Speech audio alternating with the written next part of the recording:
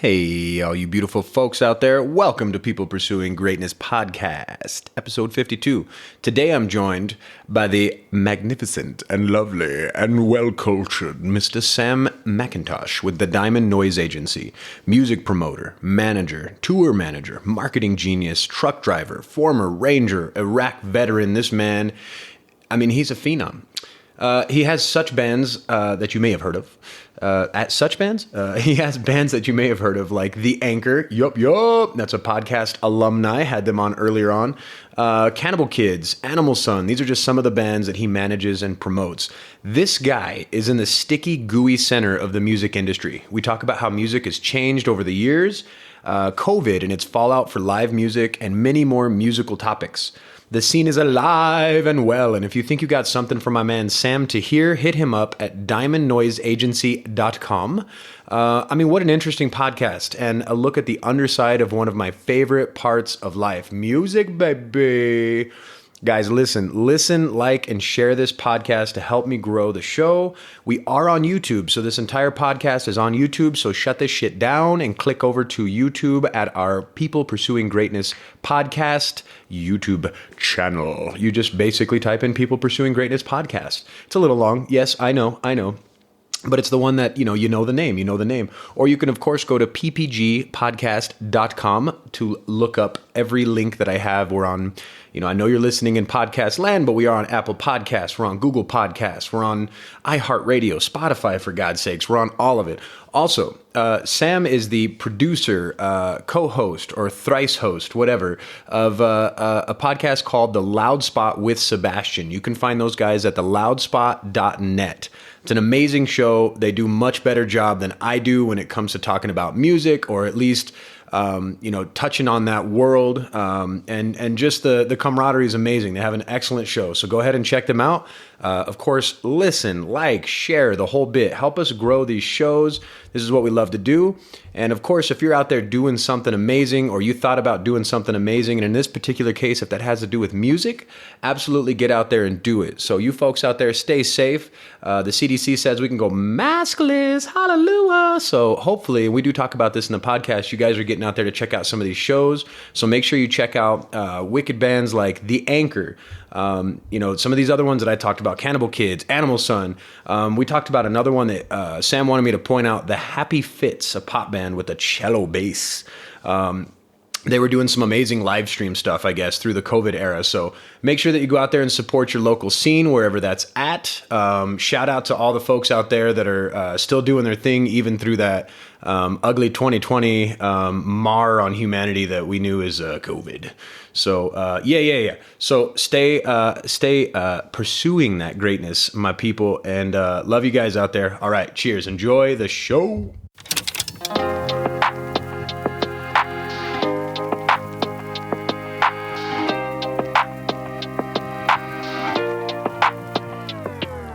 Interviews with people pursuing greatness.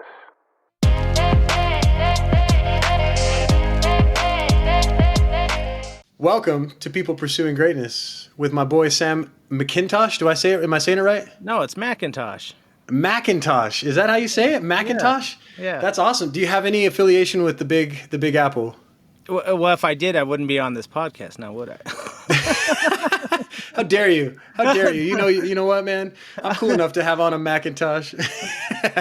No, we're that's awesome. So Sam is just Scottish royalty. That's it, and just found our way to Ohio, and then to Vegas, and then Vegas to Yuma, Arizona. So that's how. Any shootouts in the history? Yuma, I'm just thinking shootouts. That's all I know about Yuma. No. Yuma, right? No. Yeah, Yuma was most recent, like 1987. So, there was no shootout. Maybe, okay. Maybe a little Miami Vice kind of stuff going on, but no shootouts. Yeah. So Sam is coming to us representing his company that he founded, not co-founded, Diamond Noise Agency. Yeah. Got the hat on the. If you guys are just listening on the audio version, the podcast version, right. Diamond Noise Agency is the hat that he's got on. Check him out. It's straight up diamondnoiseagency.com. And they actually, and you, I guess, I don't know how to say that, but your entity, promotes the Anchor, and the Anchor is when I used to be under a perch of birds, the banner of a perch of birds, they were on the podcast. And so we had a previous episode. There's a shirt I picked up from, a little schwizag from, yeah. So Sam's wearing some more. So how the fuck do you get into like doing music promotion, bro? Talk to me. Like what, I mean, I've looked at it before. I had a cat that, just to give you some background as to why this podcast was interesting to me, right? At one point in my life, I looked into trying to be a promoter, and it seemed like such a vast, it's who you know kind of a thing. And that would be probably something to be either, validated or corrected, I guess, from your perspective.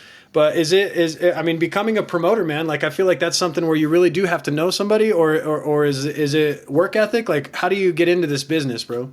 Well, it actually started about 20 years ago. It started with a record label called Drive Through Records, and I'm sure you guys heard of those. And it worked its way up into different. It kind of started in high school a little bit with the backyard promoting, throwing shows, throwing parties. Ripping CDs, I'm sure. I've ripped CDs for bands. So yeah. But it really started, if you want to talk about promoting alone, it really started from you want to throw a show, you have bands hitting you up saying, hey, I'm coming to town, do you know where I can play? Or it starts from you have a little bit of capital money and you buy some talent to come to your town and you throw a show. So it's you're saying buy the talent, like so there's a fee involved for bringing in, like As They Lay Dying or something like that. They would charge you a fee? Well, no kidding. They don't play for free, that's for sure. Okay, but you're the guy that I guess that's the question, because I wouldn't know, right? From a layman's perspective, you're the guy that pays them. Yeah, so I'm the one that books the show, books the sound guy, books the venue, books the as a promoter or talent buyer. A lot of times titles have been crossed so many different times in this industry, but the correct is talent buyer and promoter. So because you're promoting the show. That's interesting. Yeah. So you would buy the talent, bring them to town if they're not hitting you up. So if they're not coming to you, you got to go to them. One of those two things has to happen in order for you. So good example in Albuquerque, you have Mike Steezy, you have Roman over at Launchpad, you have all these guys that are over there. You have Isaac, the Jam Spot, and there's a couple other ones that are out there. They either find talent that they want or the talent comes to them. Obviously, the Launchpad's been there forever. So they pretty much have a good constant flow of emails from booking agents like myself, Diamond Noise Agency. I see. That has a list of talent that they're out on tour and coming through the area saying, hey, Roman, this is Sam. I have the Anchor coming through town with tour package with support from XYZ band. Want to know if you're interested. He will either say yes or no, and it's Roman. He's pretty good about responding back, and so is Mike Steezy. But Steezy likes to just pass on everything. So dined you out because I just sent you one, Steezy, and you passed again. You're gonna stop getting my tour packages if you keep doing this. I have pigweed and transient coming to Albuquerque soon. So, but of course, he's gonna unhook you up, bro. Yeah, I'm not going to send you. Well, it's a simple sales. That's all, at the end of the day. That's what it is. It's simple sales. I'm going to go where someone's going to buy my talent so I can have them successfully go out on the road and perform in said city so they can flourish as an artist and grow their fan base. In Albuquerque, So And Albuquerque's huge on metal, and that's not true everywhere. Yeah. Can we agree on that? I mean, is there areas that like you can kind of sell XYZ product better than you could others? So I have on my roster for Diamond Noise Agency, I have metalcore, hard rock or heavy rock. I also have pop bands. I have 2 pop bands, Cannibal Kids and Animal Sun. You're going to hear a lot about Animal Sun this year. I mean, they're hitting millions of streams. Interesting. Their stuff is really awesome. But I can't sell Animal Sun in Albuquerque. Albuquerque is not a pop place. I can't do that. I can agree with that. In Los Angeles, in San Francisco, in Miami, in New York, in Chicago, and now Austin, Texas, they're perfect. They'll work perfect there, and their fan bases they'll be able to build good fan bases as long as the music's good. Whereas my metalcore and my metal bands are pretty much across the board in every city that across America. For the most part, you have decent crowds of metalcore, hard rock, those kind of things. I will say LA is a little bit harder, and it's more rock and roll. That's about as far as rock. Okay. They kind of go. Metal is more out in the suburbs for the suburb kids, but in other words, downtown LA and Fullerton or something like that. Over at Skate Program. It's like a little floor venue. So think of like the Moonlight Lounge. Kind of like that kind of setup, or like Sunshine Theater. Sunshine Theater's got that like. Well, that's the Moonlight Lounge. Everybody's just standing. Okay, yeah, that's Moonlight Lounge, and then you got then you got the theater part. So basically the waiting room out there where everyone's supposed to put their merchandise. Got you. So, right. But everywhere has its different pockets, and New York is a good one, another good one where metal, not so much, but maybe on the outskirts of New York and maybe obviously in upstate New York, they do a lot better. But that's New interesting, York New York is more pop or punk. Punk is definitely the number one, I think, in the harder genre. So. Got you. So your perspective or your take on culture in cities has got to be built around music quite a bit. And then I'm sure that kind of teaches you into, sales, of course, because that benefits your business. But do you find yourself researching like New York comparatively to Los Angeles to see what is going on? Like, how do you figure out what's hot there? I mean, is that just from seeing what other people are doing, or is that just from like fucking with it for as long as you have? The one is it's because I've been in the game for 20 years. So, got you. Sure. But I would say to anyone who starts out, what you're going to do is you're going to go to that city. You're going to pick out the venues. You're going to look at the lineups. You're going to see who's going to the shows, maybe on Facebook events, stuff like that.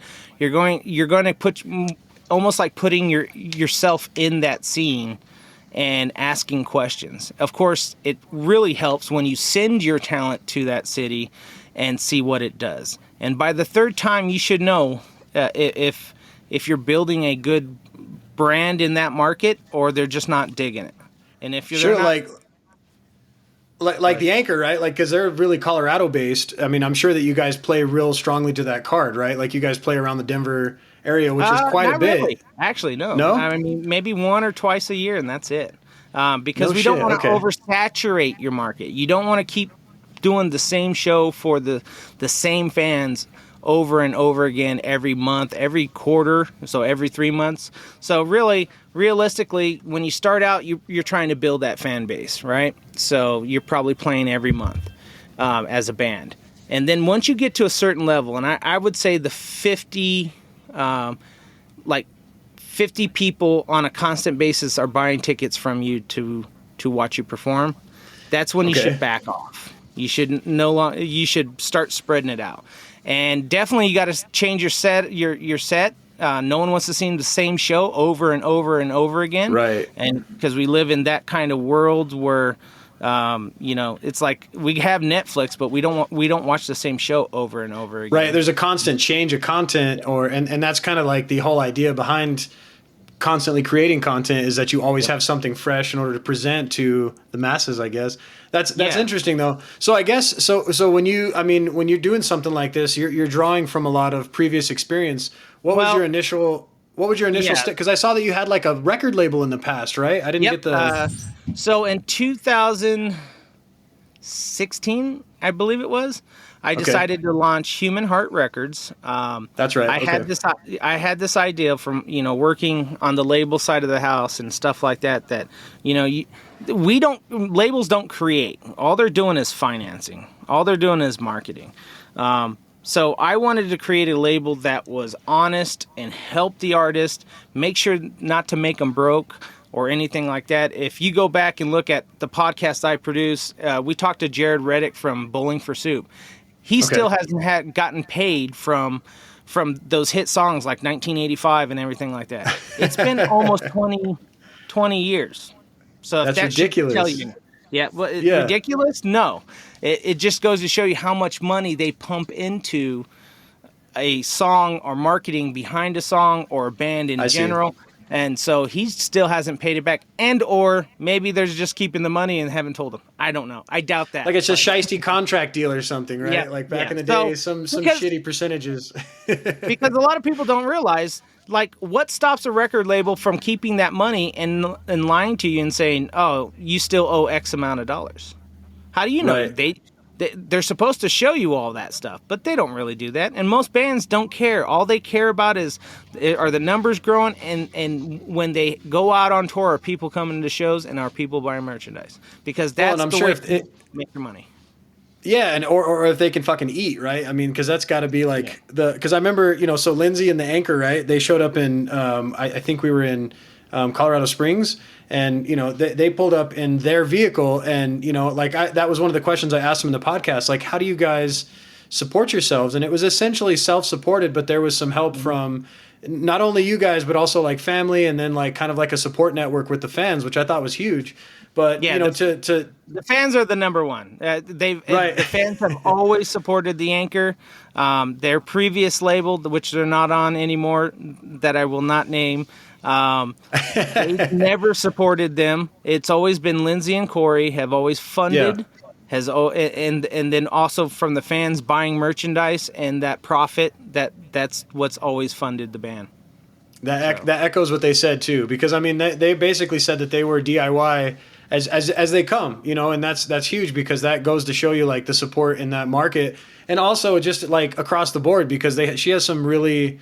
That's some inspiring music, you know what I mean? And then to be like a female-led metal band, to me it was, at the time even, this is still like earlier on in the Me Too movement, it was big for me in order to bring on a female-led metal band because it showed like the entrepreneurship and things like that you wouldn't necessarily talk about when you talk about a metal band and talk about a touring, business unit. Because like you said, this is essentially a product that you are partners in with, the Anchor and many other bands. And you guys have like an economy that lives around, this promotion.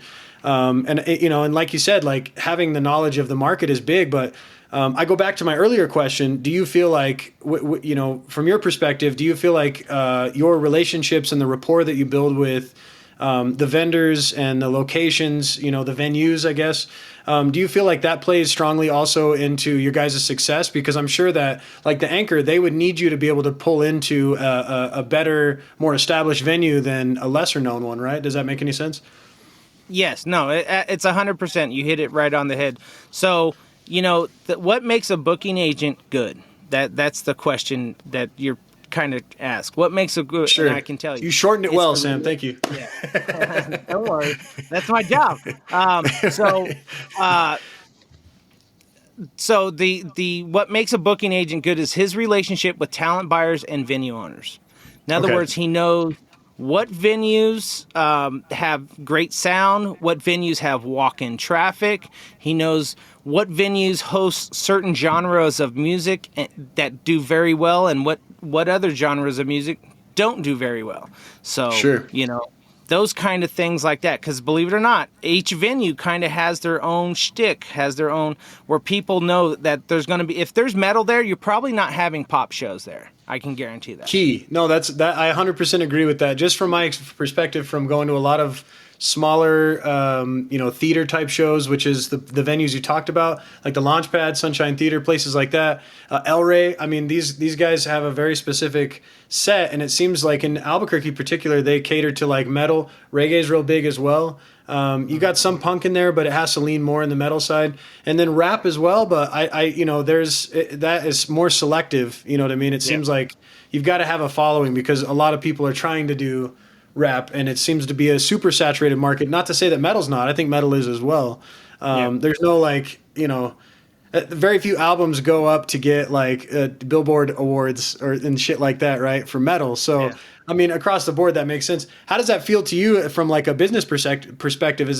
Do you feel like, is it more risk taking to take on like a metalcore band or a metal band that might be more of a niche in terms of that piece of the pie that you could be making for a promoter? Do you feel like that's more of a risk than like the pop bands?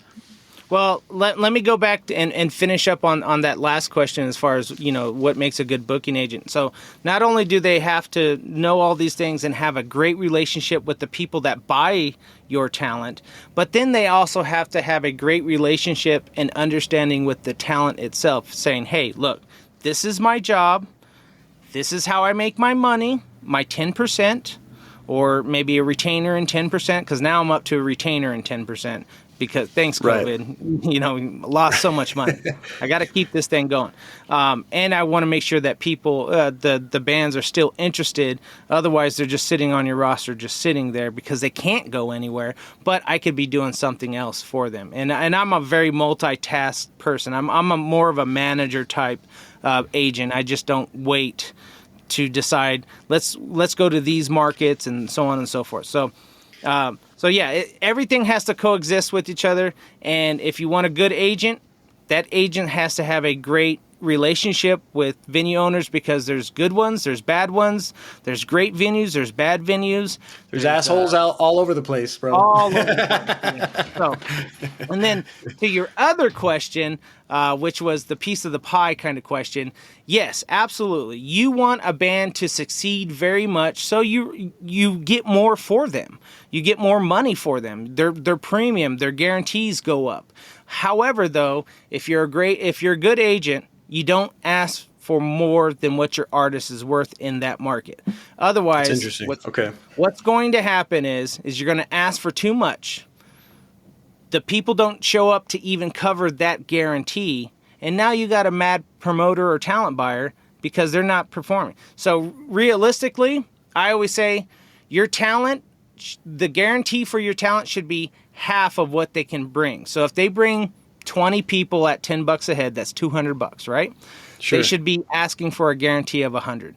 But they got to also make sure that they bring 20 people. So you make the promoter who takes all the risk, the talent buyer promoter takes all the risk financially, also as well as insurance-wise. If something goes down, the band's probably not going to be held responsible, but the promoter and the venue. I was going to say, I've never heard of a band insurance, bro. So there's got to be. I always wondered how that works. So that makes sense. It's called event insurance, no and shit. Bands buy it too.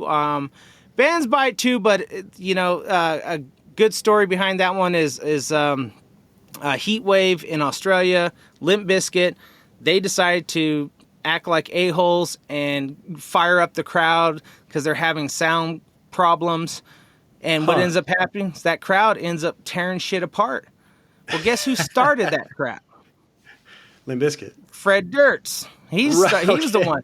Instead of being cool and being the entertainer he was supposed to be and calm them down, he could have done something acoustic, or he could have juggled up on stage, or he could have went out into the crowd and just start talking. But instead, he's attacking the sound crew that are obviously having issues. Oh, no shit.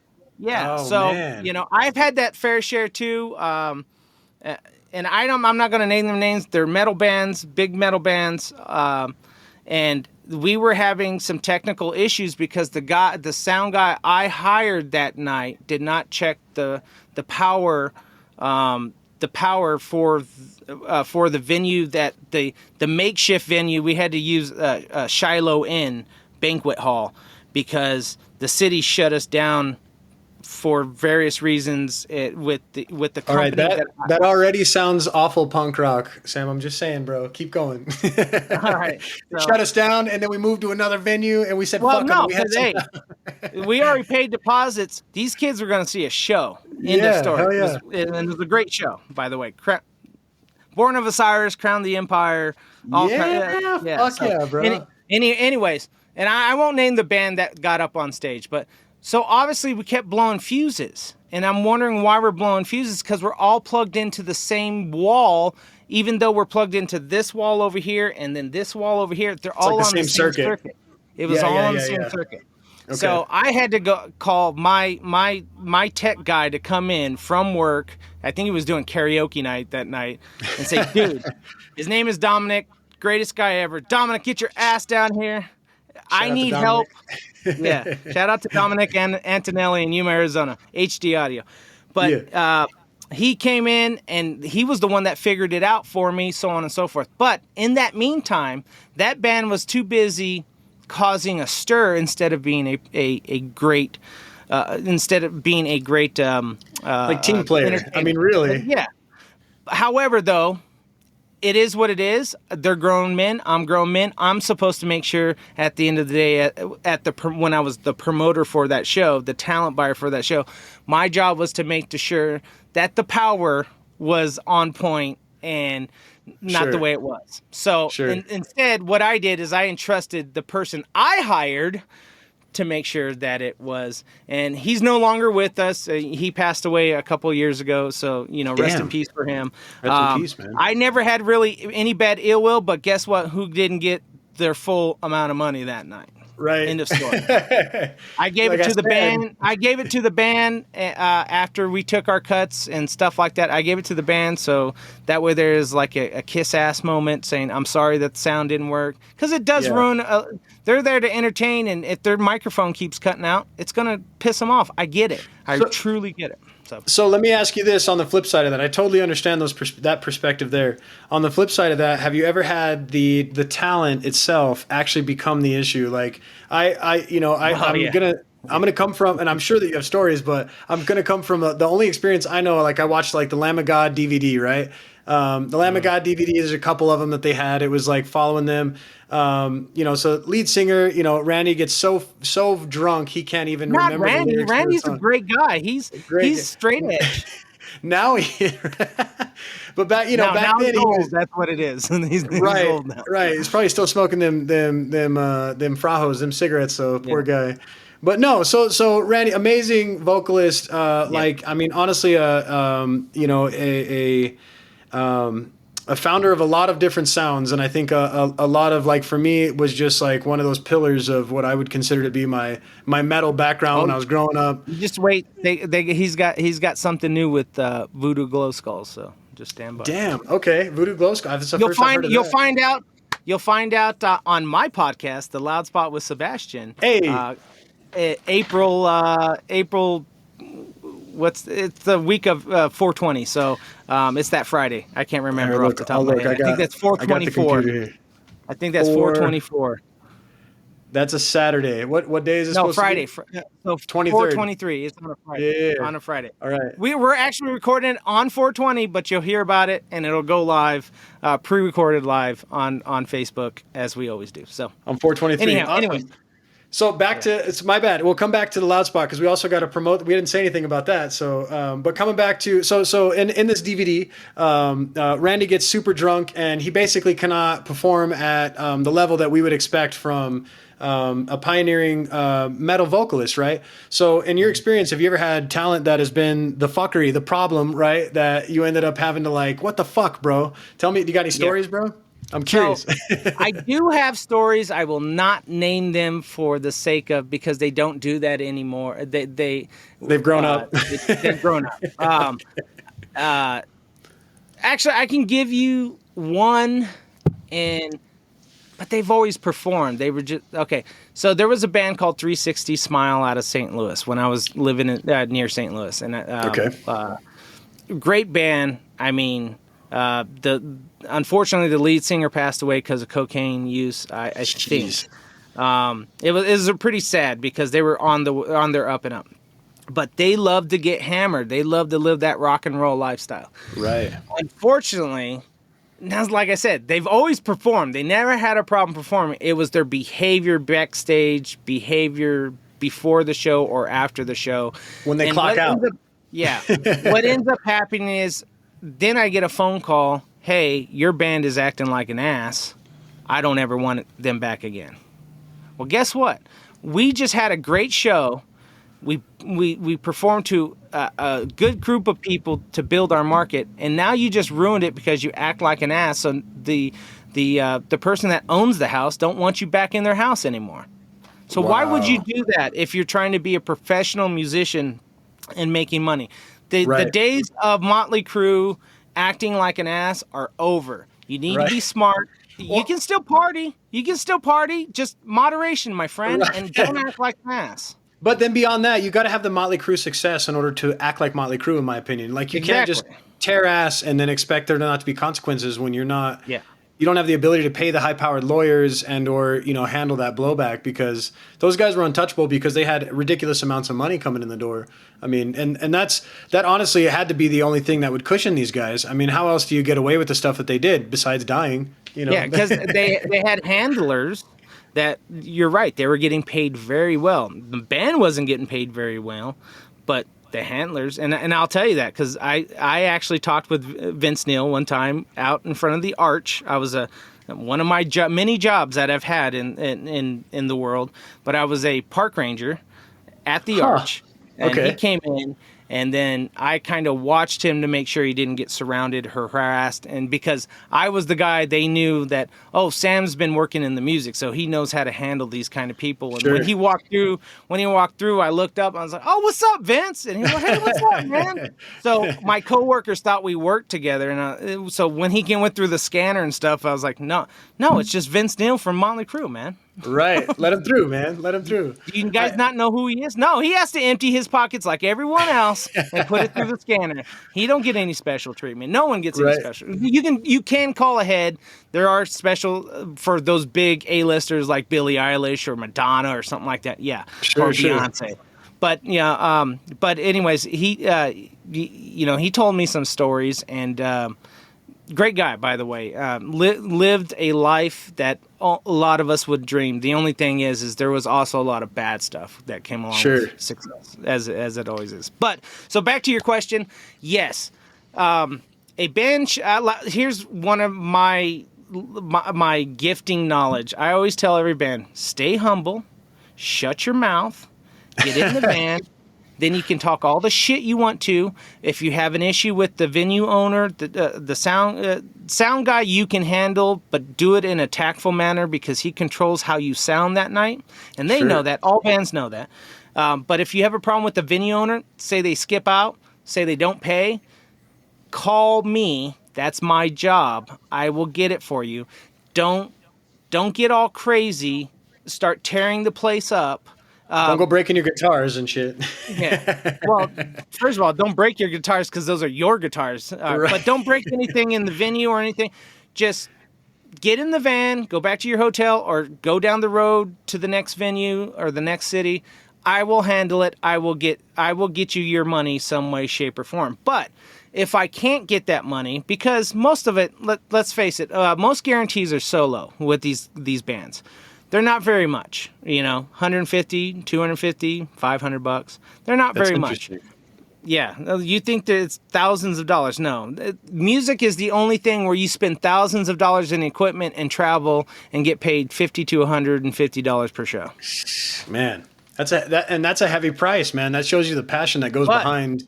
It is. It's a very. You can't ask a carpenter to do that. To spend thousands of dollars in tools, and they do spend thousands, and then do a job and only take like $50. Right. But that would not happen. Keep this in mind. The performance itself is not as strenuous as building a subfloor or something like that. So I can see the difference. But so anyways, it would take more for a lawyer to get involved. Those kind of things. Anything over $500, I'm probably going to have a contract with. Also, on top of that, I always say this to all venue talent buyers: you screw me once, I ain't coming back for the second time. I'm not sending you any more packages. That's simple. Every city has usually 2 or 3 people that will buy that. So, and if you've played that, and then to come from that perspective shows that you're a professional, because then you're showing that you have honest boundaries when it comes to what's going on. Like, don't fuck around with me, bro. If you don't want to pay me, then you're not having these guys come back, and they're making money in other places. So that's on you. You know what I mean? Yeah, and and I've had shows fall through. Promoters canceled the day before. Annoying as hell.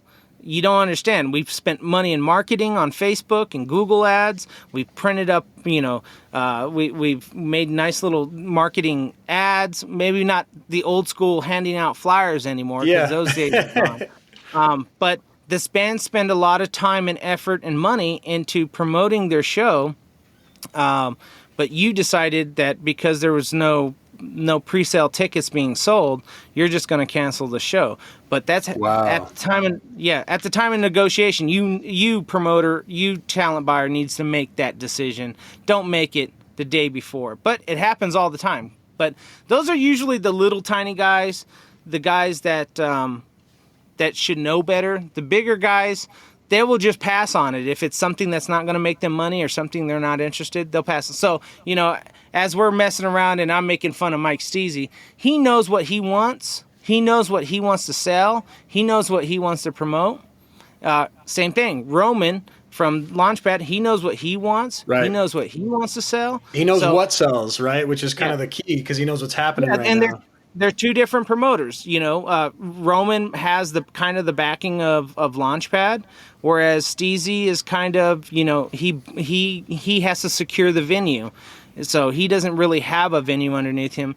And then you got Isaac, who has a venue, and he's kind of like Roman. He can take more risk than Steezy can. So right, because it's his spot. I got you. Because it's Joe Anderson, right, that owns the Launchpad and I think he owns Sunshine and so those guys are a little bit under the I'm sure, like, you need to make money for me. You're not fucking around and taking risks. Yeah, well, they make it at liquor sales a lot of times. So that's how that night will pay for the staff and the overhead. But you would still like to profit from the artist coming in as well. So I had an experience, and this is I feel like it's applicable, but not quite, because it never was on any kind of level that you've ever been on. But there was a spot where we had a studio. It was like 20 different rooms. I think maybe let's count it down to like 10. And it was called Bleeding Eardrum in Albuquerque. I'm sure there's some folks that are listening that had played there or had a spot. But you would rent a studio per month, and this guy paid me or charged us an ungodly amount. We stored our gear in there. Well, the only place that we could play at, because my youngest guy was like 15, the drummer, and then I was 18 renting the spot, we couldn't play anywhere that sold alcohol. So we were useless, and you could confirm if I'm wrong to a guy like you, because it was like, well, fuck, that just narrowed it down right there, because very few cities, I'm sure, have a 13 and older kind of a spot. Albuquerque does, and at the time there was a spot called The Compound. Shout out to The Compound. But I remember doing a show and showing up, and we had promoted it, we thought, through MySpace and a couple other spots. I was in a metal band, right? I was a vocalist. Was that Rhett spot? Was that Rhett spot? I think so. Now it's called the Jam Spot. That's the one that Isaac owns. I think so. It's across from the Peter Piper's. Yeah. So I think Rhett from Right On Kids manager, aka their dad, he used to own it. The Compound. Okay. So the Compound was very cool that they brought on, some low level, because we had almost no exposure. This is, again, the MySpace era. And, for people listening, again, you didn't have streaming services. If you didn't have a CD, then you weren't shit. And most of the time you were either burning it or maybe you were on something where you could download it. But it was really just a matter of coming to the fucking show. That's where anybody made money. So we didn't realize we were supposed to make a poster for ourselves, which was really the only thing that we needed. So we showed up and we're like, here we go. And they didn't serve alcohol. So unlike other places where we would just show up and wait till literally the spot when we were to load up on stage, they would make us wait outside. And then the moment we'd go, so any place with alcohol would do that. Well, the Compound didn't serve alcohol. So they were like, okay, come in. We get to hang out in the back, and like push around like the 4 people that came to see us. Anyways, long story short, it very quickly showed me, like, I understood that, like, I was supposed to be essentially helping a promoter make money. And I didn't do that. And then the band didn't work out. I was paying money out of my own pocket to rent this fucking studio that we practice out of, yada, yada. You know, a million bands have gone this way, but it was funny because that was really my only insight besides, you know, like talent shows and dumb shit where I would go and do like freebie stuff with the band. And it made me really like understand, because I've gone to hundreds of shows otherwise at the Launchpad, at Sunshine, at tons of big venues, small venues. And you start to understand that there's a lot of people that need to get paid. I guess where I would love to take the conversation next, just purely in the parlance of our times, is like COVID, right? So when it comes to these things and all of these skills that you have, what are some of the bigger challenges you had with COVID? Because I would think, from my perspective, that I haven't seen that there's any concerts being promoted, but how are you finding a way to kind of make it in this era? And then what's in the future? Like, do you see shows coming back up? What do you know that I don't know? That we don't know, bro? So, you know, one of the biggest... There's two things. There's a good side to COVID and there's a bad side to COVID. Obviously, okay. We'll start with the bad side. Bad, you know, it's a bad flu bug, affected a lot of people, very contagious. I even caught it in Oklahoma City. So, no shit. Okay. Yeah, but only for I was only down for a couple days, like 2 days, and just symptoms. But I was still functioning. You're here. So I didn't. Yeah, I didn't. Huh? You're here. You're fucking here. Yeah. So I'm not going to downplay COVID by no means. It's for some people it attacks their body a lot different and a lot worse. The good thing was bands were able to take a look at their bread and butter, the touring and the merchandising, and go, shit, we can't do any of those. You can still sell merchandise online, but people don't really feel compelled to buy it. Sure. So, like you do when you go to a show and you're like, fuck yeah, Anchor, and you're like, screaming your head off, and then you're like, bro, what do I got to do to help you out? You know, like I totally get that. Okay. Buy a t-shirt. Right. Definitely helps out. Right. So all of the bands that I represent or that are on the roster, and I say this because the reason why I say I represent, because I do represent them, just no different than I'm in partnership with them. I do not own them.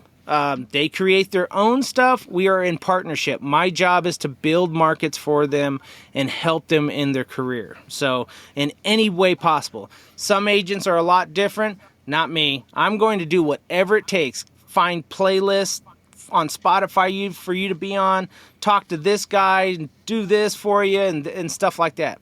That's why. That's interesting. Now I ask for a retainer because I'm like, wait, I'm doing way more than I should be doing. But the bigger the band gets, the more money I can make. So that's the reason why I do it. So for me, I lost my bread and butter, my 10% of those bands that are out there touring. So it slowed down. I had to take a look inside and go, okay. Now the first year I'm like, oh, springtime, it's no problem. It's coming back. And we had some great tours lined up. Steak Sauce was on with Oakley Dokley, that Ned Flanders band. Yeah, man, those guys are badass. that was a great tour for them. I was going to get a decent 10% per show. The Anchor, we had stuff lined up actually in your neck of the woods. To come down there and tour with Notions. Oh, man. Take Notions out from Austin or San Antonio. I forget where they're from. So we had a lot of things lined up, and a lot of bands had a lot of things on it, but it shut it down. However, though, I had to take a look. I can't speak for them. I try to, all I can do is give them suggestions, and they got to decide what they're going to do, what kind of content they're going to create, how are they going to do this, because it was so different than what they were used to. So me, however, right? Yeah. So me, however, I had to stop and go, okay, what happens? And this was after now me expecting springtime to open back up. It shut back down again. I mean, opened up just for a little bit in certain markets, right, and then it shut back. So I had to take a look and said, okay, what are you going to do if you can't ever book a show or a tour outside of just like maybe one or two states? Right, places that are, and I'm guessing that like the more conservative spots, right, like places that are just more lenient with the government restrictions. Yeah, Texas, Louisiana, Alabama, Florida, basically the more conservative, the more redder the state, probably the more likely. And don't get me wrong, there's still shows that are happening all over, even your state. They're just not talking about it because they don't want the backlash, the cancel culture. I love it. I love it. People are still throwing house shows and stuff like that, and we can go into who's right, who's wrong. I'm going to stand firm on do whatever you got to do to survive, because that's and if you're the person attending these shows, you put yourself at risk. So it's no different than if you go into the mosh pit. Sorry, that's interesting. No, that's true. You might catch an elbow. Now, like I said, there will be people that will disagree with that, and that's okay. You're entitled to disagree and say that super spreaders and the industry will never return back to its normal way. Whatever. Like I said, if I'm creating stuff and I'm spending money and creating stuff, I'm going to do what I need to do to take care of me and my livelihood.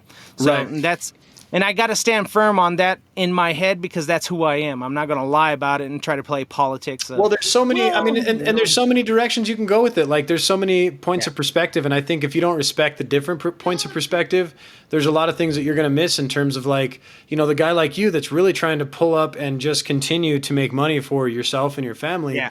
Now, I will tell you, I have not booked a tour. I will not book a tour until the band is ready to go out, and until basically, for the most part, 75% of the United States is pretty much, over 50 capacity and open. Because I don't want the band to get the backlash, and I never force a band to tour. They can say yes or they can say no. Yeah. So, and I don't want to get necessarily the backlash. So, it's always been that talk right now that we will not, if the band doesn't feel, the Anchor is a good example. They will not go out and tour until the all clear is given by our governments or the powers that be. CDC, all those, yeah. Yeah. And, it gave them time to sit back and relax and reevaluate a whole bunch of things, like a new album coming out. And there is a new album coming out, so you guys will be excited. I still haven't heard it, so... so back to me, because this podcast is about me. It's about Sam, goddammit.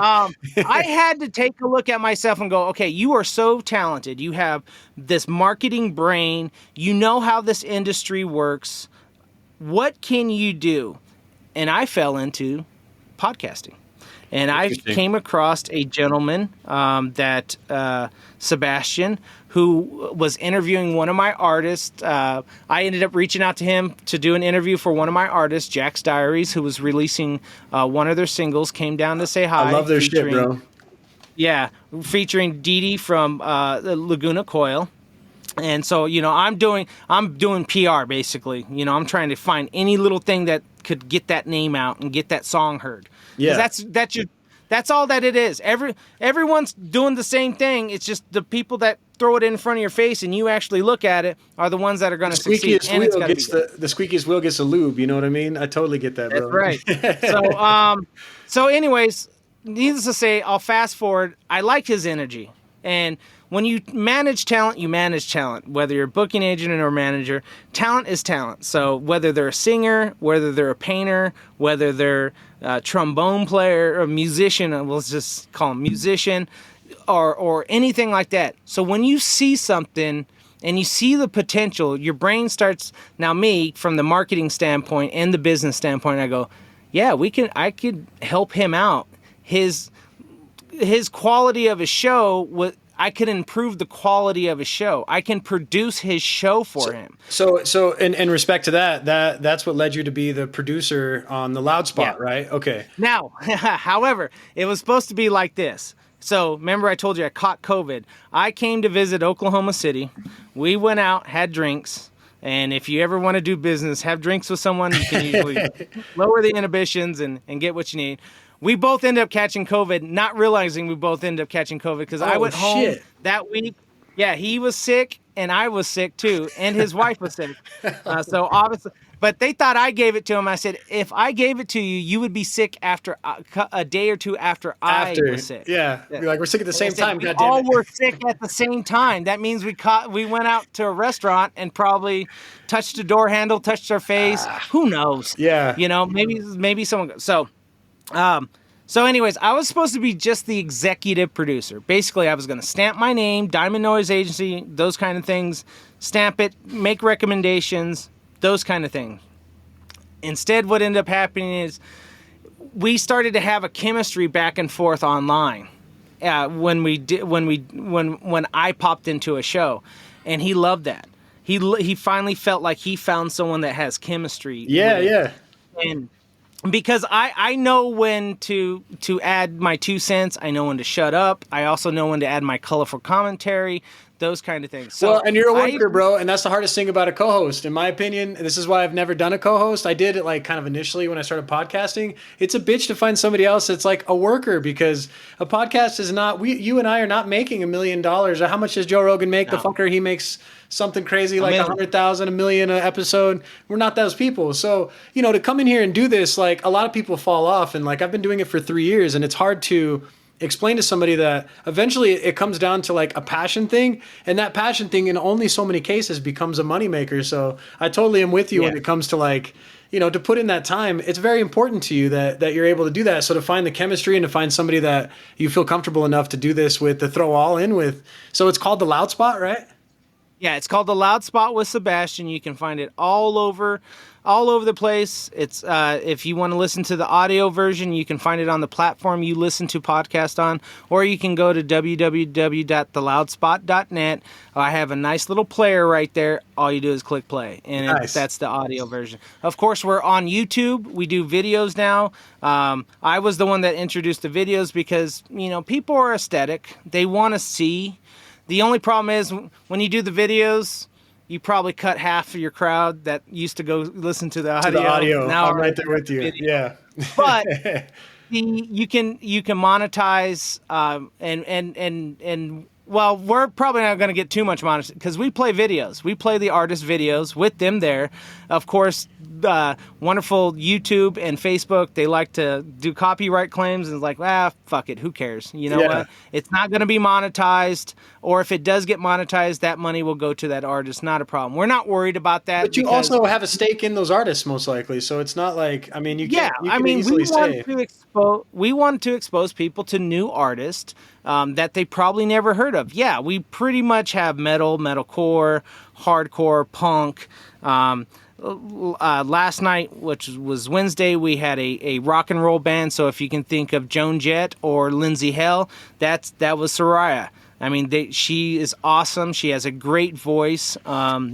You know, and they're charting on Billboard right now and stuff like that. And of course, we dip back to the old school guys. Like I said, our 100th episode, we did the Chris Rowe from the Ataris, and we did Jarrett Reddick from Bowling for Soup. You know, these are two names that probably get ignored and forgotten about because they don't have a big label pushing them. Or even currently, they're not as hot as others. You know what I mean? That's what I'm saying to you. And a lot of people don't realize that. Remember, I told you, when you make music, you have a money power machine called a record label or someone who's investing. If you're pushing money into it, it'll go far, it'll expand, it'll reach people a lot better, it'll be heard on the radio, all these kind of things. So when you scale it back and you don't spend that much money anymore because you're trying to make money, right? Make more money. And you know, Jared, they're still releasing music. The Bowling for Stoop's still releasing music. They're still touring. They're right out of Dallas, Texas. Well, north of Dallas, Texas.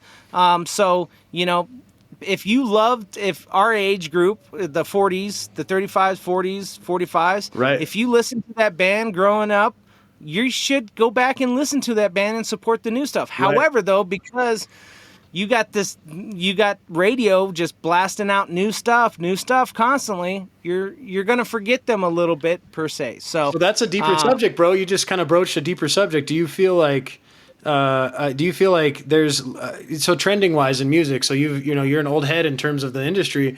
Do you feel like it's? I'm a new head too, though. I'm listening to stuff that you never even heard of before. No, I could believe that, but I guess in terms of from your perspective, when it comes to radio music, which is held by a select group of maybe 4 or 5 big radio conglomerates, right? You got like your Clear channels. You got these guys Clear Channel, iHeartMedia, right? So these guys are the ones that are they're in control of this music distribution. That I would say the majority of people are. They're getting their radio that way because MTV's not doing what they used to do. So really, the only place where I think that modern, I mean, it never really did. Yeah, it never did. It did it for like a couple of years and then it quit. Then it put a pregnant teenage girl on. Oh man, I don't get it with MTV. I don't. Even like VH1 is still money. Like it's money. It's money. Sure, but okay. Why is the Kardashians famous? Because how dare you? Because they have a good tanner and fucking underwear up their ass. Something, bro. I've never understood it. No, it's because we love the hot mess as human beings. We love the drama because it's something that is not happening in our lives. So, why do we make stupid people famous? Okay, here's a good example. Why, and you're guilty of it. You're guilty of it. Why your boy says, "Hey, Morgan, I got a show Friday night. Can you come out and watch my show?" No. Instead, you and the wife go, or you and whoever go to the movie theaters and watch something. Oh no, that's you know what? You nailed it on the head. I've done it. I'm guilty as fuck, bro. I'm guilty of it too. Now I'm even worse because I don't want to go in general because I don't want to be around people. I don't want to be around that experience because I'm always around it and I'm annoyed by people. And it's like I'm the backstage. I like to hang out backstage. I don't like to hang out in the front stage. Right. You're the guy with the cool little badges on your belt. You're the guy with the badges on the belt, bro. That was always the guy I wanted to be when I'd go to shows. There's always that cat. He could like walk through all the security and they just look at the badge. They're like, "All right, bro, go ahead." That's Sam, bro. Yeah. So no, my biggest thing is I get annoyed by drunken fools, people that aren't there to even enjoy the show. They're just there to drink or something like that. And I love to drink. Okay, I love to have a drink. Maybe not as much as I used to back in the day, because I am a truck driver, so I can't drink as much. Yeah, and so if you guys didn't catch that, Sam is coming to us from a truck. Like this is legitimate. In the middle of the desert in Winnemucca, Nevada. On my way to Reno. So speak to me. I guess I don't know how that fits into this. How do you? So truck driving is just a way to make money in the interim while you promote. All right. So about 5 years ago, some friends of mine in the Marine Corps League, another one of many jobs. I was in the Marine Corps for 8 years. Thank you for your service. Iraq. So, friends of mine were in the Marine Corps League, and they approached me and said, "Hey, we're starting a truck driving school." I just left a nonprofit organization where we use VA money to put homeless veterans in housing. Oh, and wow. I realized what a sham that is, by the way. And it's not the VA's fault. It's not the VA's fault. It's the nonprofit game that you have to play, and you're not really helping people because the problem is not being identified: drugs, alcohol, and mental disabilities. That's what makes a homeless veteran probably most likely homeless, is they're dealing with those things, and because they can't fix those things, everything else just kind of falls apart. Sure. But the guy that lost his job 3 months ago and is behind on his mortgage payment, we can't help him because he has a mortgage and not rent. Right. What the Now, I'm pretty sure it's changed by now. But that was the outlines that the VA has established in order. And those are particularly falling on political lines, which is, I mean, that is a bigger problem across the board, especially with the fucking VA, bro. God, it's a messy place. So, and we won't go into this thing. I was working at that time. I think I was delivering pizza and bartending or something along those lines. Because I always go back to those: deliver pizza or bartend. Quick money. Yeah. There's no benefits. And as much as you say you're not, bro, you're a people person. I mean, you may have not preferred it, but you're good at that shit. That's what those. No, I am a people person. I just don't like to be around drunk, annoying trailer trash, those kind of things. Those things. And you won't even know because I will disappear. I will hide in the corner and just kind of push my way out of that situation. Like Sam was here. No, he was here, wasn't he? You know. Yeah. Now I'm watching from the balcony that you didn't even know existed up there. So I talked to the venue owner and said, "Hey." So I used to. All right. So. Well, I was going to say I used to do traffic direction for a concert venue for the Isleta, or now it's the Journal Pavilion, whatever it is, the big venue there in Albuquerque. And I used to do the guy releasing the traffic to go home. And I did not enjoy any of the drunk going home fucking concert crowd. And I was underage. So no one enjoys drunk people, you know. Unless you're the My drunk worst guy. drunk people is the college bro. Right. The college bro is probably the worst one for me. With the big truck. The bro, you gonna drink that shot, bro? Yeah. Pussy. All that, you know. Oh my god. It's like, why are you worried about my intoxication level? You gonna pay for my DUI? You gonna be at my funeral when I fucking kill people or die? So all right, let's talk. So truck driving. So basically, what ended up happening is, you know, they ran a truck driving school. I ended up signing up. I milked it for what it was worth because you get paid by the VA and I had some leftover post 9/11 because I went to Iraq. I didn't know that. So I didn't know that you went to Iraq, bro. Damn. I said that 8 years and I went to Iraq. So. Oh, I didn't. My bad. Okay, I got the Marine part. I'm sorry. Well, and I figured as much, but I didn't want to that's badass. Thank you again. I fucking for real, bro. I don't want to minimize that at all. Yeah. So I ended up getting, after I came back from Iraq, I was at the end of my contract anyways. I ended up deciding I'm going to raise my family. I'm not going to stay in. So and a lot of people like, do you wish you would have stayed in? There's parts of it I wish I would have stayed in, like the camaraderie, the Marines underneath me. But at the end of the day, I had a family to take care of, and they hadn't seen me for over a year. So in my mind, that was it. I want to stay. That took precedence. I want to stay home. Yeah. Yeah. So, so yeah, what ended up happening is I ended up milking it, and then one day they were getting accredited by the government, and they're like, "Hey, you need to hurry it up and get your," like, I think it was like 6 months. "You need to get your permit, man. You're supposed to get your permit." So I got rushed through, and then by by September 2015, I ended up graduating, and then I sat there and looked at this CDL, and I'm like, well, shit, let's put it to use. And so I ended up the company I currently back working for again, Warner Enterprises. I went to this training. Warner Enterprises, it's a big, like the top three within the top three. Got trained, everything like that. Started truck driving. Realized I forgot how much I loved the road, and it was a love-hate relationship. I miss my family. Right, I can imagine, man. That's gotta be hard. It's a love-hate relationship. And then, but I still was booking bands. I still was managing bands, those kind of things. And I realized I can be at that city. I just have to take the time off. I just have to schedule it. Right. That's it. So, good example. Next week, I'll be in New Orleans with Transit, and we're filming a music video. I just want to make sure that goes over smooth, and also talk to the guys and make sure that we're still on par and be able to show my face to the people I represent. Yeah, you're not a guy on the Zoom calls all the time, because I'm sure in the era of COVID that gets irritating. Yeah.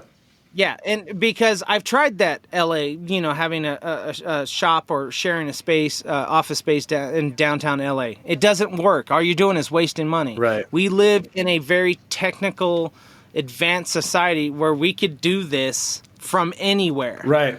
I'm doing it from literally a truck, not a joke, a truck. That's legit. Now, Now, granted, I added some little, strip lighting. I put up some of these hoodies. Good example, there's Riot Scene right there. Yeah. Starving Artists Die Hungry. We got our Loud Spot one right there. We got AT Metal Podcast over here. My boys in AT Metal Podcast. I got the anchor and the bear tooth. Yeah. Yeah. and I have just Velcro. It's Velcro stickies in the back, so they don't really go anywhere. Right. And it's the light. So in other words, when I have to break down shop and move out of the truck to another truck because I ran it up with too many miles, it's not a big problem. So you'll see more decorations if you guys watch the Loud Spot. You'll see more. Yeah, and that's awesome that you do that from your fucking truck, bro. Like, I thought I was cool, like, going to the place. Like, I drove to go see the Anchor. Why are you making fun of my Shure microphone? I love it, bro. my MVK7. Yeah. So, no, that's the business, bro. And the reason why is because I was using headphones, and I don't know where they're at right now. I was using headphones, and I just didn't like the underwater sound at all. Yeah.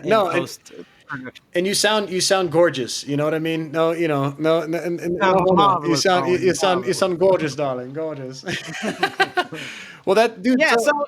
So when it comes to COVID and shit like that, that's where you're at now. But like, what is the future? Do you see things opening up? Are you guys planning? You said you haven't scheduled anything yet, but so I had seen. No, right now I am. I have 2 tours for 2 legs, I should say, for Transient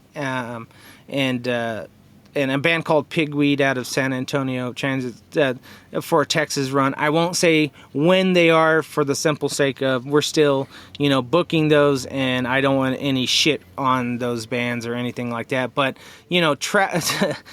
bands like Trapped and Flaw, and they've been booking all COVID long to where they can. Really? And play where they can. Well, that's what I was going to ask you. Like, what kind of a COVID restriction are you trying to put up now? Because I've seen cats do like drive-in shit. I've seen guys do with the bubbles, right? Like they make like a. I'm trying to do 100. I'm trying to make sure it's 100 capacity. Okay. You can have the 6 foot distance if you want to do it. I don't regulate that.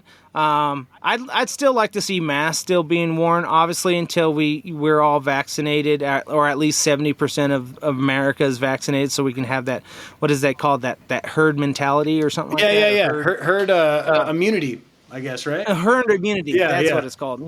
Because if 70% are vaccinated, the rest of us that probably aren't going to get vaccinated, and me, I'm not probably going to get vaccinated because I just don't have the time to stop in for my scheduled 2 shots. You know what I mean? Right. So like, can you that's drop probably it in? why I won't. I have nothing. So I'm just letting people know I have no problem against people that vaccinate or I just don't have the time to go get it. Yeah. Per se, because I'm always on the road trucking, and it's even worse now because literally I live on the road now. Yeah. So, no, that's how you make your living, bro. That's awesome. I work in IT, so like a lot of my job can be done from home, but I've still been working in person for most of the time. So it's been I've gotten vaccinated. I happen to work in medical. But it's been an interesting perspective to see people shut down that have had to work from home, and then people that additionally are essentially doing what you're doing, but now they're doing it maybe not voluntarily per se, right? Like they're having to find weird ass ways to work, So have you seen an uptick in bands that are trying to come up with creative stuff, like maybe like live shows, stream online and shit like that, with like ticket sales to that? A band that I love to death, and please make sure you tag them when you post this. For sure. A band. Oh shit! Now I forgot their names. The Happy Fits they're like out of the New York, New Jersey area. Okay, They have one of the Happy Fits. They're a pop band. All right. They're a pop band with the cello bass and everything. No shit. Okay. Yeah, they're awesome. They're really awesome, young guys, and I'm sure they got great management. And that's why they don't respond back to my emails. But hit my boy Sam up. I love their live streams, and they go like every Wednesday or Friday or something like that. I usually catch the replay, obviously, but they're so great, and they have good. They're a 3-piece. Okay. They have a great relationship. I love all their music is pretty much upbeat pop music, So those are the kind of things. It's like they took the fucking time to decorate their apartment in New York City or wherever I know it's a high rise, I can tell you that. They took the time to decorate. They're using StreamYard or something similar. Very high quality to stream through. They have great audio, all those kind of things, and that's what I like to see. Where I have also saw the exact opposite of people who try to get in the game. and we'll do. You know what? I'll throw Sebastian underneath the bus for this one. When he started, he started with a laptop and a video that was pointing at the laptop, and him interviewing the laptop because they were on the other side using Zoom. Oh yeah. It wasn't the greatest, and it wasn't very user friendly. But I'll give him an E for effort. He was trying. He was doing something. And Sebastian, his story is that COVID screwed the oil industry a little bit for him as far as mineral rights. He does mineral rights, and so he had to get creative, and he ended up basically using this as an outlet to talk to somebody. Wow. As a way to express himself. At the same time, also get back into music. He's a former drummer when he was in high school and a young adult with bands and various bands. None of them successful. Yeah, that's right. That's what I'm saying to you, Sebastian. None of your bands were successful. They were horrible. They were horrible. Matter of fact, the band you have now, Oscar and Birdman, still very bad. Just kidding. That's the banter that. Yeah, that's the banter you'll hear back and forth between Sebastian and I. But yeah, so But then I came along and introduced some new things. He agreed to them, and that's where we're at now. So we're using StreamYard. I got a Shure microphone. I don't remember what microphone, but his audio's good. Our lighting's great. Our backdrop is decent. It's real. Like he's got Misfit. I have a nice comfortable bed here, bro. I want you to feel homely. I want you to feel like you're in. There's no fucking picture. We just remodeled this room. But you also got a light. You also got a light that when you move your head blinds the shit out of me. I'm sorry. Hold on. You should have told me. Fuck. Look at all these. Who am I to tell you how to run your podcast? I'm not your producer. But you are a fucking producer. I'll take your credit. Hold on. I'm going to fix it right now. So anyways, while he's fixing that, you guys can check out The Loudspot at www.theloudspot.net. And don't forget, you can also take a look at any of my artists at www.diamondnoiseagency.com. And if you're a band listening to this and you're wondering if you need representation and you feel you're ready for that next step, don't hesitate to reach out to me. If it's not for me, I will give you that first introduction into I'll take a look, and then I'll probably never respond back to you because I don't want to be a dream killer and hurt your feelings and have to constantly ask, well, why don't you like my band? That's not for you to ask me. That's for me to answer myself. I don't have to answer. Right. It's called money, baby. Right. I mean, I do get a lot of bands, and I used to always just honestly answer them. And then what I realize is, what's that saying? And this is probably going to piss some people off, which is fine. I'm not worried about that. But never argue with stupid people. Right. or like Dr. Dre, bro. Like Dr. Dre just wouldn't listen to people's shit. I mean, like he was just like, no, I'm not going to listen to your shit because I know that, it's probably not good. I should have heard it already, essentially. But if you do end up if you're doing something, I will find you. I promise you. I will find you. But otherwise, they could reach out to you at sam@diamondnoiseagency.com. Does that sound right? Or, just find me online. Find me on you can DM me, add me as a friend. Matter of fact, I get probably 20 friend requests each day. Just do me a favor. Fucking ask the question.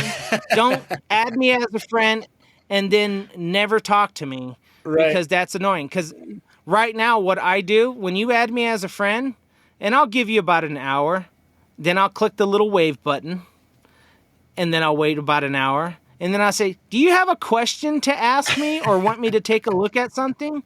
And hopefully I'm giving you the avenue to show me what you got. Because I already looked at your page. I went and trolled your page real quick, or your profile. I looked at your band that you probably represent, or what organization, or what you're doing in the industry in general.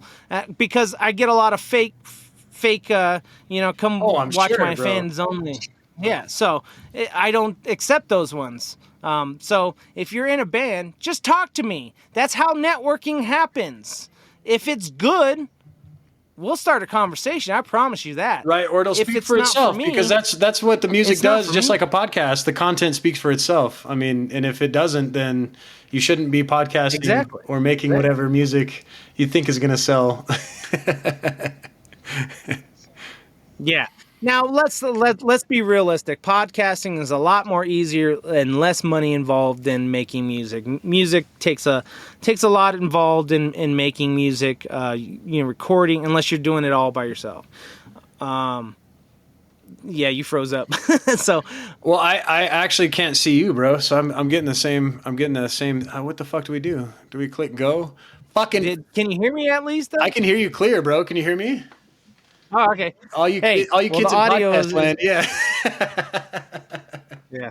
So, yeah, I'm crystal clear on my side, but again, it's one of those things where, who cares? But yeah. So if you're in a band and you don't know when should some guy like me step in? It could happen from the beginning if I see the diamond in the rough, if I hear the music, it sounds like it's going to be something new that's going to be innovative. It's going to push the needle of the music. And that's what I am looking for. Don't get me wrong. Sometimes I'll find an old school band, like some old, like Pigweed, for example. Classic, Slipknot-ish, new metal band. But I think you told me about Pigweed, bro, when they were earlier on. So these guys are our current roster on your radar right now. I have not picked them up. I just wanted to let you know I have not picked them up. I'm still in the process, because there's a process that I do. I want to see you perform. I want to see how serious you are, because there's nothing worse than investing this much time and stamping my name and putting you in contact with my people, my talent buyers, my people like this, and then find out you're not serious. Well, I've heard you talk very thoroughly, like on your page, about how, like just with like kind of like, it seems like thoughts or like blurbs about how a band can't come to you and expect, if they're not putting in the work in terms of promoting themselves at the levels that they can, because in this day and age, it's pretty easy to come up with an Instagram and a Facebook, a website, there's so many ways. SoundCloud. I mean, how did The Weeknd get popular? It was, SoundCloud. Not to say that's necessarily equivalent, right? But if a band's not serious, like you said, in that aspect, and then they come to you and they're like, "Hey, check out my mixtape, bro," but it might be this love project that took them 5 years in their basement. But are they out trying to make relationships with their local venues? Is that the kind of stuff that you look for, like their rapport and their business sense, or do you? Where is that limit? The number one thing that I look for is the music. Okay. It's got to sound good.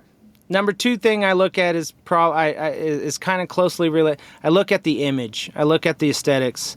I want to see what they look like, because sex sells, image sells. Of course. I gotta believe in your product. You gotta fit what you're selling. So if you're a rap hip, well, here's a good story. There's a lot of white rappers out there right now. There's a lot of trap rap white rappers. Okay. I don't believe a lot of them. Okay. I'm sorry. I just don't. It's just, there's a couple of them that live their brand. It's a character, essentially. Yeah. I get you. Yeah. So, Post Malone, I believe his shit. Sure. Because he's a musician on top of that. He's shown us that. Right. Or like a Mac Miller type, right? Yeah, or Mac Miller or Little Peep or something like that. So, but there's a lot of clean cut rappers that are out there that I just, and I don't want to name anyone, but I've already told him publicly, so I'll Chatty, right? Friend of mine, Chad Sitliff. He was in a band called Somewhere to Call Home. He was the drummer. He was the original founding member. But I don't believe what he's selling now, and I love him to death. Yeah. And I'm not going to be the one to dream kill him, because he says he's getting success. But I'm telling you, until I believe that project, I can't do anything for it. You telling me the story reminds me of, and this is not correlating specifically, but I'm sure this is clear cut enough for anybody that understands. When Garth Brooks became Chris, what the fuck was Chris started with a T. Yeah, it was like so he was like, he had the soul patch, he had the hair. He had the Matt Cutzel emo's not dead fucking hair. Like a Keith Urban really look. Like a Keith Urban look. Yeah. And that project died an early death and a happy death for anybody that had ever accidentally heard any of that shit. But it's that same concept. Same thing. If you're going to switch, like that reminds me of bands that go and they switch out like every fucking member of the band and then they still call it the same band. And I'm like, I mean, you guys play their songs, and I understand that maybe I don't understand that, right? From your perspective, I can't think of a good band that would be. So let's Drowning Pool. Okay, there. So bands that are commercial like that, where you are selling Drowning Pool because that has this like, oh, I know this band, right? Like I could see that perspective, but from a promoter's perspective, I guess. Musically morally, does that make you feel like shit to like if Drowning Pool came up on a $50,000 arena contract or something like that? Would you back them purely on the business sense, or do you feel like you're violating your music sense? And you could not answer also because I realize that this is your business, but no, I'll answer it. I mean, I'm not afraid to answer it. The answer is absolutely not. First of all, Drowning Pool, $50,000. No, You better take off like I want to say about $42,000 off of that. Oh no! Yeah. So because they don't pull the way they used to. Yeah. Now Drowning Pool's doing the barbecues and the festivals and the county fairs. Right. They are the act, that kind of thing. Sure. Yeah. They're the act that is cheap enough to hire, but you don't have to sell tickets to it. But people will probably stop and watch basically at the county fair because they're like, oh yeah, I remember Drowning Pool. Right. Let the bodies to the floor. Yeah. Stuff like that. And it's okay. It's okay. They're probably doing more like 500 to 1,000 cap shows for their money at maybe like $15, $20 a ticket. And they're taking 70%. So how am I seeing? How am I seeing? What? Oh fuck! I don't know why I'm drawing a blank. The MTV show where you go see their house. What's it called? Pimp My Crib or whatever the fuck it's called. Cribs. Right. Yeah. Fucking. So how am I seeing artists at these numbers? What is the formula for success that keeps them going? I mean, is it literally like just how viral you become, or I mean, like let's say we see Rob Zombie, who's a rock artist. This is not technically mainstream in terms of, I don't know, maybe that's a bad example, but I realize he's got his hands in a lot because he is mainstream, and he's more of that niche of artistic, and so he's getting ready to go out on tour, and he's getting ready to drop an album. So you're going to hear it being played, and he's built a following through White Zombie as well as his solo Rob Zombie career. His movies and shit. But how is he making money? I guess is my question. He can do a small arena with a couple more other people on that bill, and probably get close to sell out on that arena. Like the 6,000 to 8,000 cap arenas, like the ice skating rings and shit. And is he taking home? I don't know. Like, is that how he's making his millions? You know what I mean? Like, is that how he takes it home? It depends. Okay. All right. So, in the truck driving industry, remember I told you I just came back to Warner. I was working for Stage Call. I ended up leaving Warner and going to Stage Call, and we do all the production, the tours and stuff like set that. up and tear down for bands and shit, right? Yeah. Okay. Well, no. I was just a truck driver. Okay. The other guys, I just make sure the stuff is secured, and then I unhook it, and then they pull it out of my truck, and then I go park and chill out all day long. Watch bands when I want to. Fucking smarter, not harder. I get that, bro. Yeah. I get that. That's right. But anyway, so I won't name this band, but we were on this tour with them.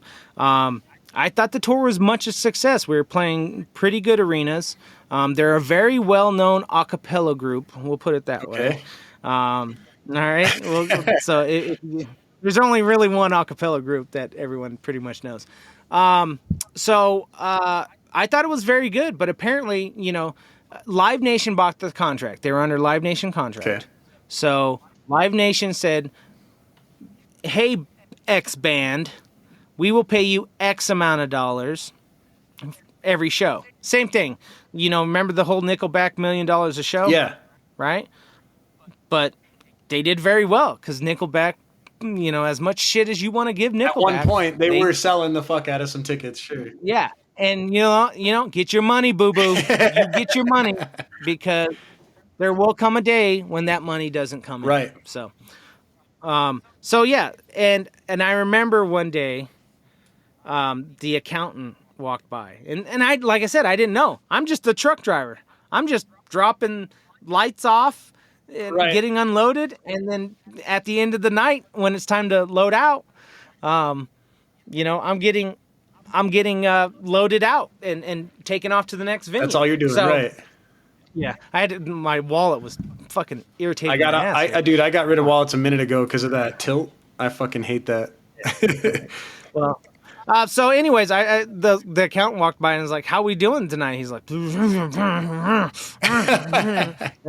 And so we ended up having to talk. He's like, "Yeah, all these shows are horrible. We're barely either busting even or we're losing money." Wow. And remember, there's a lot of moving parts in that. You still have the production crew, the lighting guy, the sound guy, the program director, the guy the production manager, the guy, all these kind of things, as well as the truck drivers, the bar, the fucking vendors for just the front door, the security guys. I mean, there's a lot of mouths to feed, right? In the whole. Well, that's usually covered by the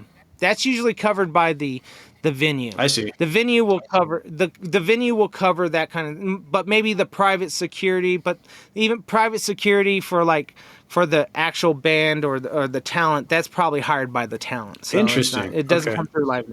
So, Live Nation is getting X amount of percentage from the tickets, probably 70 to 80%. The rest of it gets kicked back to the venue. And then the venue probably is making money off the concession stands, because the concession stands are inflated prices. Like, you're saying $15 margaritas is not normal, bro? What do you mean? No, I'm telling you that the fucking markup is crazy. It is crazy, bro. That's how event staff at a venue gets paid, because they're hired by the venue and not necessarily by the talent. Right. So what I'm saying is the Live Nation was paying X amount of dollars and hoping to make a profit off of the tour, and apparently it wasn't. So that's crazy, man. So did that answer your question? I mean, it's like, I realize there's levels to this thing, because I'm sure the guy that's promoting Metallica has a different perspective on things, because that's a shoe-in for millions of dollars, I'm sure, where you're not having any potentially. But I mean, again, maybe Metallica's a bad example. I don't know. Lady Gaga. I don't know. Something that's a sure bet. You know what I mean? That's going to draw in that Taylor Swift. There we go. Taylor. That'll draw that stadium type crowd. I'm sure that is a totally different business model. Yeah, and that's what people don't realize, that the amount of money it goes to push that's what it's called, to push an artist, in hopes of that said artist is making thousands, millions of dollars on the back end. Now, when it comes to touring, said artist is making that, not necessarily the investors. I see. This investors are trying to make their money, either if it's a 360 deal or something like that, they're trying to make their money off of the merchandise, the album sales, the streaming, all those kind of things. So, but there are 360 deals out there, and what a 360 deal is basically, I will invest money into you, and how you're going to pay me back is, streaming or merchandise, and we'll do like a 70-30 split. I take 70, I'll give you 30.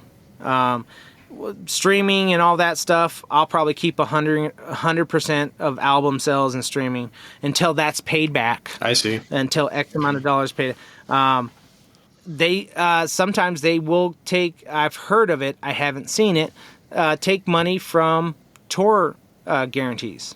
I don't think that's right per se, but that's like taking the tips from the waitress or some shit, right? Exactly. Sure. Exactly there. So, but I'm also an investor in a lot of bands. Yeah. I've invested money in bands. I want to get my money back and make some money, because I'm a businessman at the end of the day. So, so do what you got to do to get your money back. So what would you say? What would you say is the best way for a guy like me to support, like, the anchor? Like, what's the best method to support both parties, I guess, or all parties involved? Like, playing a stream, I know, is only worth pennies on the dollar, right? I mean, buying a piece of merchandise. Okay, honestly, that's the best, because like that T-shirt you're wearing, that T-shirt cost us about $7 to make. You bought it for what, 25, I think? I don't even remember. I just said buy. I just told her to throw whatever on there. Yeah, I think right. his normal price for our t-shirt is 25. So $7 is the cost for it, and we sell it for 25. So we've doubled. We usually have a 100% profit on it. Okay. You know what I mean? Yeah. So we made the 3 was a 10. So we made $18 on that. Okay. And then you take your percentage out of it. I see. See, I've always wanted to. Oh, I don't take anything from merchandise. That's the anchor. I strictly, my money is made off of touring and guarantees that I get paid at the door. And I got you. Okay. Usually what, I get 10%. That's the deal we have together. They came in before I started to implement a retainer. And the retainer, like I said, because I realize I'm doing more than just booking. Yeah. I'm, trying to do this, do that, and that, I'm motivated by money.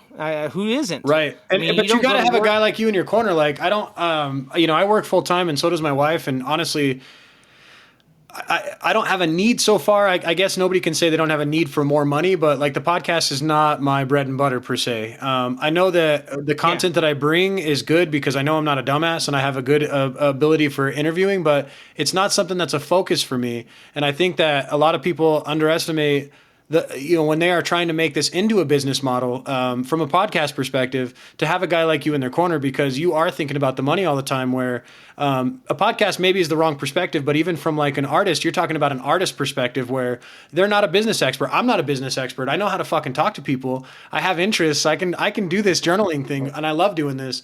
And that's kind of where we're at with Sebastian. Even though he does have a business side, I want him to focus on just being the talent and do those things while I take care of the business that makes the money so they can continue to do the talent thing.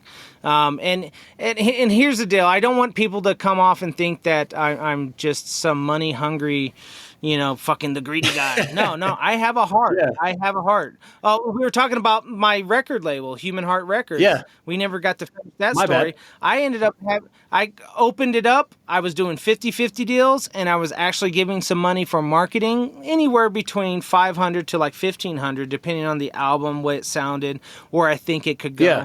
We know we have to, buy some ads, and we know we have to put some graphics in some magazines kind of thing. But then I realized, I didn't realize until I really started to dive into the numbers that, holy shit, people are not buying albums. They're not buying CDs. Right. They're streaming. 70% of your music that is being digested is for sure. Yeah. Now we literally are almost 100%, and the only time you buy a physical vinyl album or CD is at a show. Right, and even then it's almost all vinyl. It's like that shit came back, man. It's all vinyl, and because it's nostalgic. Right. It's a bragging. Bro, it's lossless, bro. What do you mean? It's lossless. Come on, it's the best quality. Yeah, what's wrong with you? All right, I will agree to disagree when it comes to quality of a vinyl record, because there are great vinyl record makers, and then there are bad ones. Now that's interesting. And then there are bands that buy the wrong kind of vinyl and don't realize, you have the legit vinyl that has all this stuff into it, and then you have the lathe cut.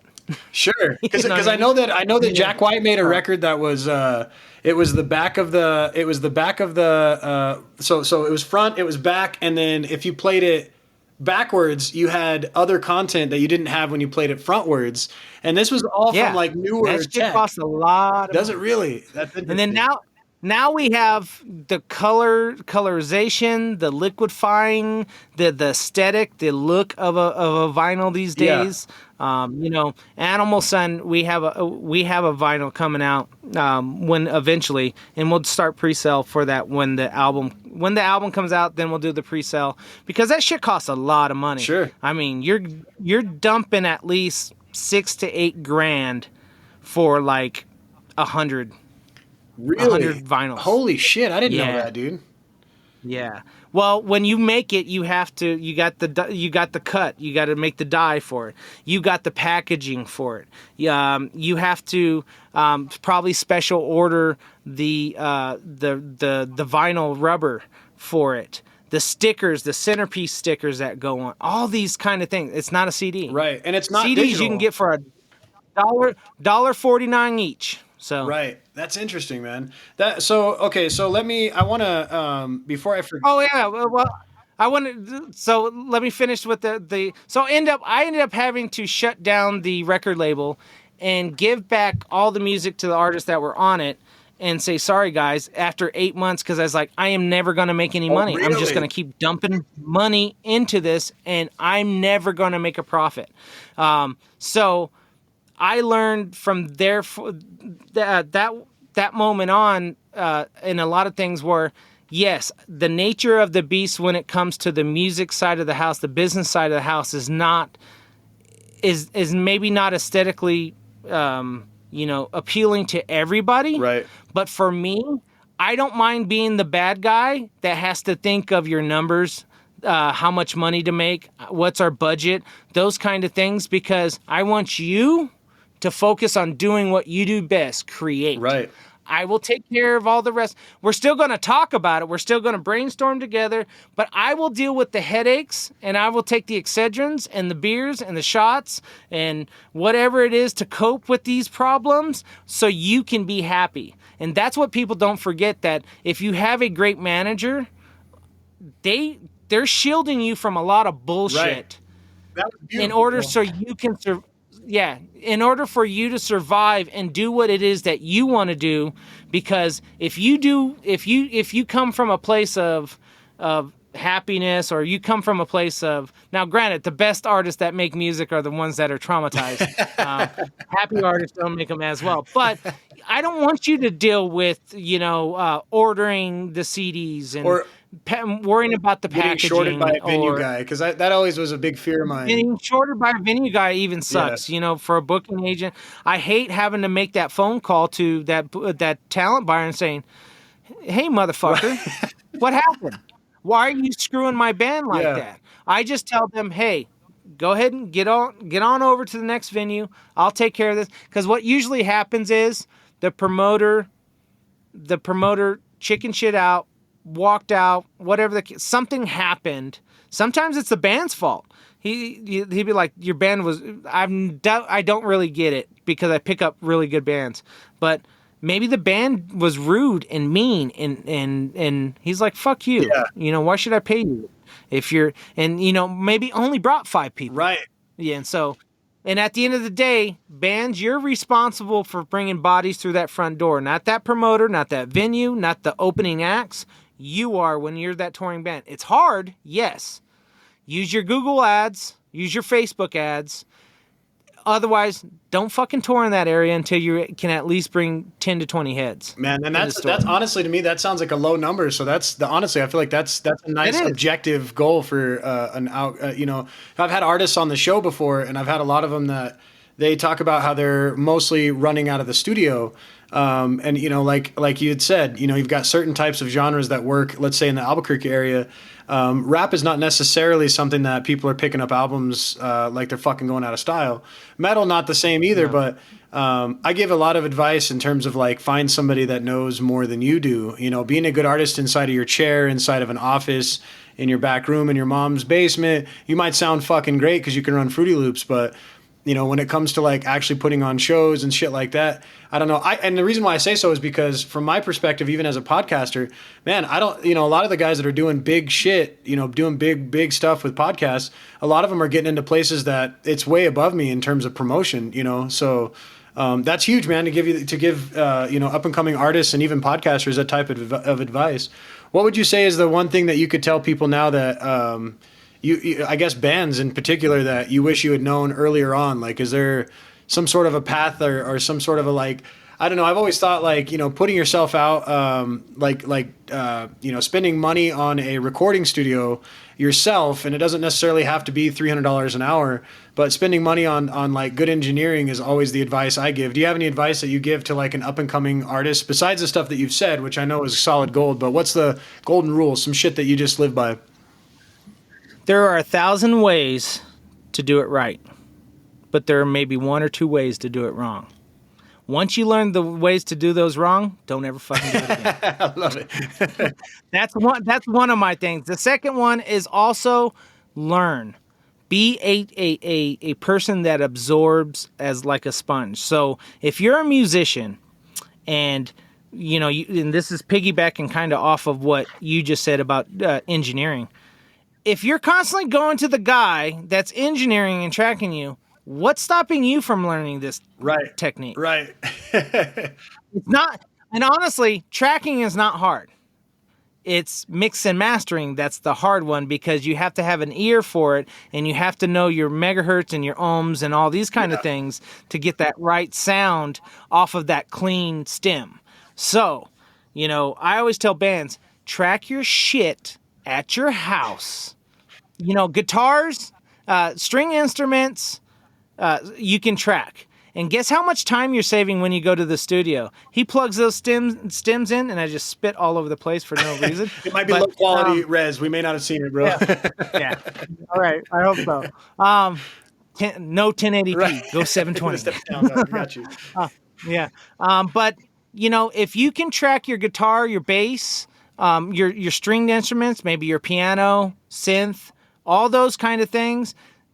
Maybe even drums if you're using if you're not using a live field drum kit, and maybe just doing tracked track trigger drums. Gear that's worth a shit. You can track all that shit at home, clean, mind you, clean, and then take it to a studio, and a great mix and master or producer can plug those in, bring up the levels to where it needs to be.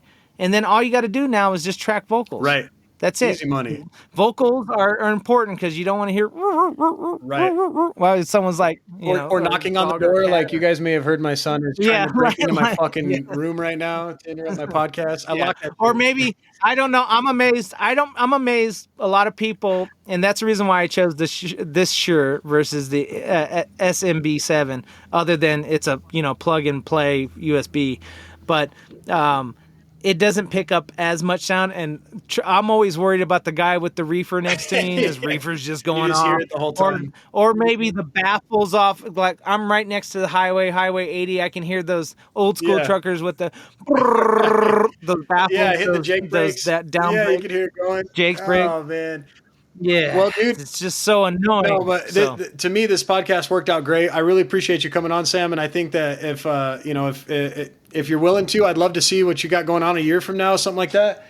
And then that way we might be able to talk a little bit more.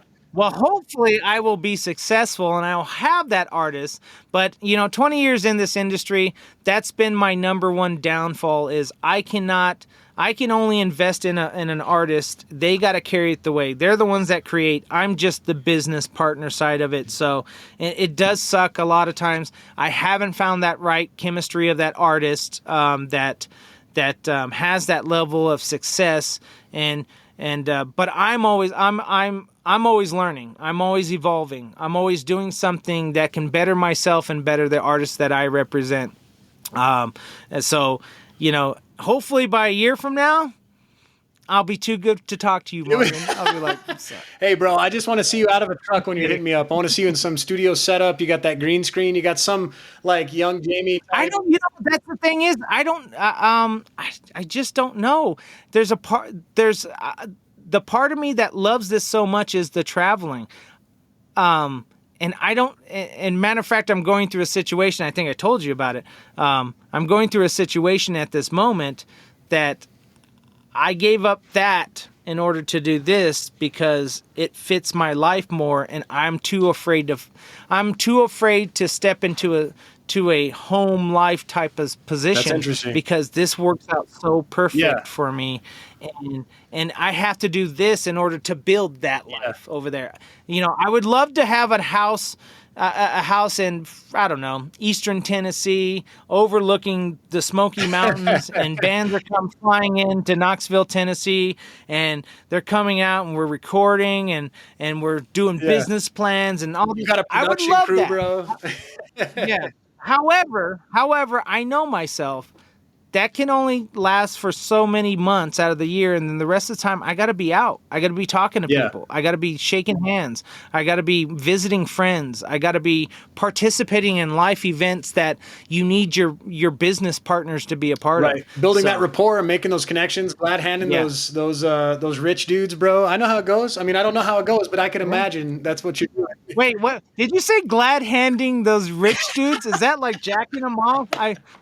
I'm trying to figure out if that was like no. Don't look into it too far. I am a manager that will do anything for my artists. Except for jerk off the rich guy. There are some limitations because I do not own knee pads. You heard it first, motherfuckers. In case you're hitting them up, expecting those expectations. Well, fucking Sam, I appreciate you for coming on, bro. Let the listeners know where we can find like your up and coming artists, and then of course the Loud Spot. So plug it again for me if you would, brother. Yep. So if you guys, if you're looking for my artists, you can find at www.diamondnoiseagency.com. And if you have the time, Monday, Wednesday, and Friday, anytime between 7 and 9 p.m. Central Standard Time, we air the Loud Spot with Sebastian, and you can find that on all the platforms. I recommend just going to the Facebook page, because when we go live, boom, you're going to be notified. So make sure you click that. If not, you can find us on YouTube. Click the bell so that way it lets you know. You gotta click. You got to click that bell. But we always go live Monday, Wednesday, and Friday. Our Tuesday show is usually moved to Friday, so it's pre-recorded live. But we're in there. We're talking. And now we have a new thing. We have a band versus band. So if you go and comment on our YouTube page on that band versus band, we'll put your name. And at the end of the week, someone's getting a free T-shirt. And then we're going to take all those names, and we're going to have this big old blowout grand prize kind of thing. Dude. We're thinking PS5, all those kind of things. Don't say those. Don't say that acronym to me, bro. It's amazing. But if any of that, and you're just a regular old podcast person that like audio podcasts, just go to www.theloudspot.net, and right there is the player. We have a merchandise right there. We have some pretty cool merchandise. We got more cool merchandise coming on the way, because I'm pushing more different than just putting the Loud Spot name on something. You're going to have some really cool music related. Yeah, there's a lot of cool ass garments going around, especially in the COVID age, bro. So that's right. Hell yeah. Okay. Well, and of course, if you guys are listening to this podcast, you're listening to us on Google Podcasts, you're listening to us on Apple Podcasts, and of course, you can listen to the Loud Spot on those places as well. Sam, I appreciate you coming on, bro. And of course, we'll see you next time, bro. Good luck to you in the next coming months. And thank you so much for expanding my knowledge when it comes to promoting and bands and fucking The Anchor, bro. New album coming out. Keep an eye out for that, you know. New album coming out. I don't have any dates for you. They're keeping it hush hush for Lies. me. I don't know why. I want to hold faith that you're doing your job and you're holding it down for your people, bro. I'm sure you know, but that's okay. I'm sure it's in the next 6 months.